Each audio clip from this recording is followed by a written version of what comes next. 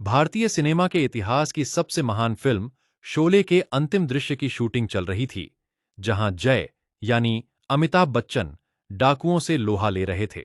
कर्नाटक के रामनगर की उन विशाल पहाड़ियों के बीच वातावरण अत्यंत गंभीर और तनावपूर्ण बना हुआ था। निर्देशक रमेश सिप्पी के एक दृश्य के लिए धर्मेंद्र यानी वीरू को पहाड़ी के ऊपर से बंदूक चलाकर गोलियां बरसाने का अभिनय करना था। परंतु शूटिंग के उस अंतिम क्षण में अचानक नकली गोलियां समाप्त हो गईं और दृश्य को समय पर पूरा करने का भारी दबाव था। तभी वहां उपस्थित बंदूक समन्वयक ने स्थिति को संभालने के लिए बंदूक में असली कारतूस भर दिए और धर्मेंद्र को अत्यधिक सावधानी बरतने का निर्देश दिया। परंतु दृश्य के उस घोर रोमांच, आवेश और जोश में आकर धर्मेंद्र से एक बहुत बड़ी अनहोनी हो गई। धर्मेंद्र ने जैसे ही ट्रिगर दबाया, बंदूक से निकली वो असली और दहकती हुई गोली सीधी हवा को चीरती हुई आगे बढ़ी।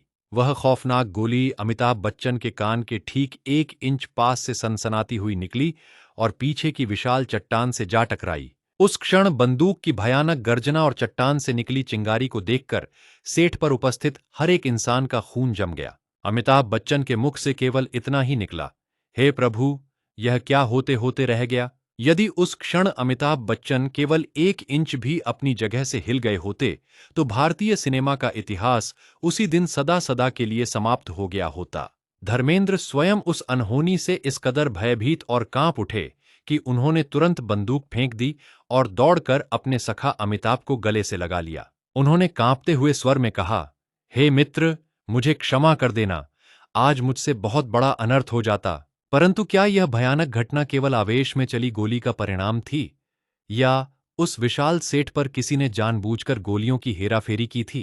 ठीक उस गोलीबारी के 5 मिनट पूर्व रामनगर के उस शूटिंग सेट के पीछे एक रहस्यमयी व्यक्ति को बंदूकों वाले बक्से से छेड़छाड़ करते देखा गया था। जब उस घटना के तुरंत बाद उस बंदूकों के बक्से की जांच की गई तो उसमें से एक बहुत बड़ा सीक्रेट पत्र बरामद हुआ। उस पत्र को पढ़ते ही निर्देशक रमेश सिप्पी के चेहरे की रंगत उड़ गई और वे सन्न रह गए। उस गुप्त पत्र में ऐसा कौन सा खौफनाक राज लिखा था जिसके कारण शोले के पूरे क्लाइमैक्स को ही रातों रात बदलना पड़ा था?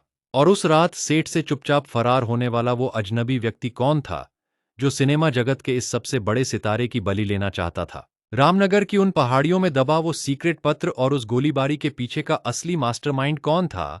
इसका खुलासा अभी होना शेष है। भारतीय सिनेमा और इतिहास की इस सबसे रोमांचक, सनसनीखेज और अनसुनी कहानी को एक प्यारा सा लाइक देकर हमारे इस परिवार से अभी जुड़ें। सिनेमा और इतिहास की धमाकेदार कहानियों के लिए हमें तुरंत फॉलो कर लीजिए। यदि आप उस सीक्रेट पत्र का सच और अगला चैप्टर तुरंत जानना चाहते हैं तो कमेंट में लिखें शोले।